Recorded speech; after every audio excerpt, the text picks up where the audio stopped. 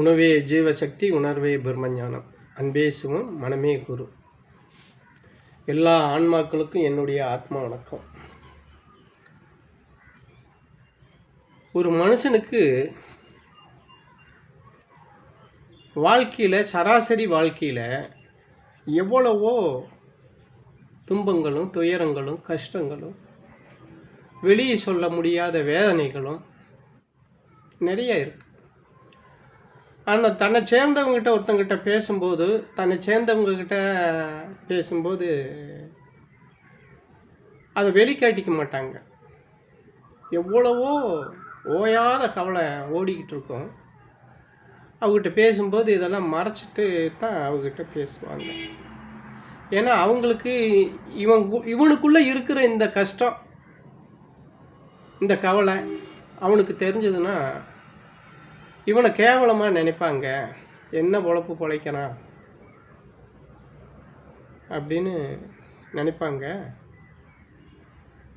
அப்படின்னு வரட்டு கவுரத்துக்காக வேண்டி அந்த ஓயாத கவலையை மறைச்சி பேசுவோம்.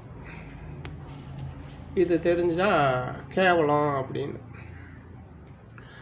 அப்போ இந்த ஓயாத கவலை எப்போ ஓயும் அப்படின்னா, மனம் அடங்குனா இந்த கவலை ஓயும்.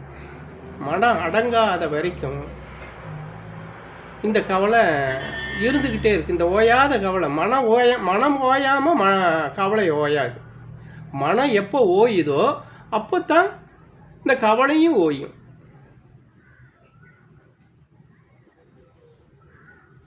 இந்த கவலையை ஓய வைக்கணும்னா மனத்தை ஓய வைக்கணும். அப்போது அதுக்கு சொல்கிறாங்க, ஓயா கவலையினால் உள் உடைந்து வாடாமல் மாயா பிறவி மயக்க இருப்பது எக்காலம். மாயா பிறவி மயக்கறுத்து ஊடறுத்து காயா புரிகோட்டை கைகொள்வது எக்காலம். காயா புரிகோட்டை கைவசம் கொள்வதற்கு மாயா அனுபூதி வந்தெடுப்பது எக்காலம் அப்படிங்கிறாங்க. அது என்ன காயா புரிகோட்டை? காயா புரிகோட்டைங்கிறது அதுதான் நம்ம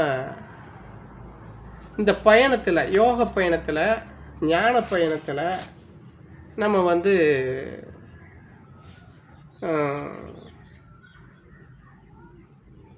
தெரிஞ்சுக்கிற இடம். அந்த காயா புரிகோட்டையை போய் அடையிறதுக்காகத்தான் இந்த பயிற்சியும் முயற்சியும், இந்த உபதேசங்களும், ஒவ்வொரு மகான்களும் நமக்கு காட்டியிருக்கிற வழிகளும், அந்த காயா புரிகோட்டையை போய் அடையிறதுக்காகத்தான் இத்தனை பேச்சுக்கள், இத்தனை உபதேசங்கள், இத்தனை இதுகள் எல்லாமே.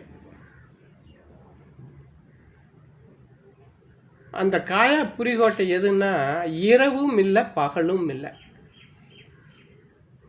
இன்பமும் இல்லை துன்பமும் இல்லை, அப்படிப்பட்ட இடம் அது. பகலும் இருக்காது, இரவும் இருக்காது. அப்படிப்பட்ட இடம்தான் அந்த காயா புரிகோட்டை.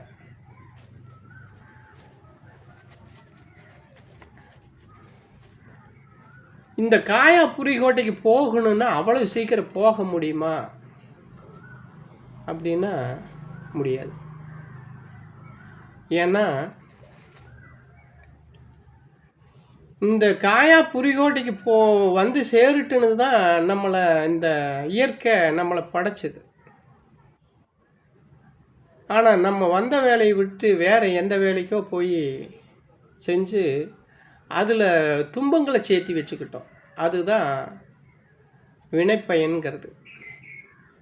அந்த வினைப்பயனுடைய செயல் நல் வினை செஞ்சுருந்தாலும் அதை அனுபவித்து தீர்க்கணும், தீவினை செஞ்சுருந்தாலும் அதை அனுபவித்து தீர்க்கணும். அப்போ இது ரெண்டும் எப்போ தீருதோ அப்போ தான் அந்த காயா புரிகோட்டைக்கு போகிறதுக்கு வழி பிறக்கும். அப்புறம் அதில் முயற்சி எடுத்து நம்ம பயணம் பண்ணணும் இந்த யோக பயணத்தில். அதுக்கு தான் இந்த யோக பயணம். இப்படிப்பட்ட அற்புதமான இப்படிப்பட்ட ஒரு மனிதனுடைய இந்த தள்ளாட்டத்துக்கு, மனிதனுடைய அவஸ்தைகளுக்கு தெரிஞ்சும் தெரியாமலும் செஞ்ச ஒவ்வொரு விஷயத்துக்குமே வழிகளையும் தேடி கொடுத்துருக்குறாங்க. அந்த வழியாக நீ தப்பிச்சுக்க அப்படின்னு இந்த இயற்கை நமக்கு நிறைய வழிவகைகளை ஏற்படுத்தி கொடுத்துருக்கு. ஆனால் கொசு வழக்கில் கொசு சிக்கின மாதிரி நம்ம சிக்கிக்கிட்டு வெளியே போக தெரியாமல் இந்த பாச பந்தம், பொருள் பந்தம், உலக பந்தத்தில் சிக்கி சீரழிஞ்சுக்கிட்டு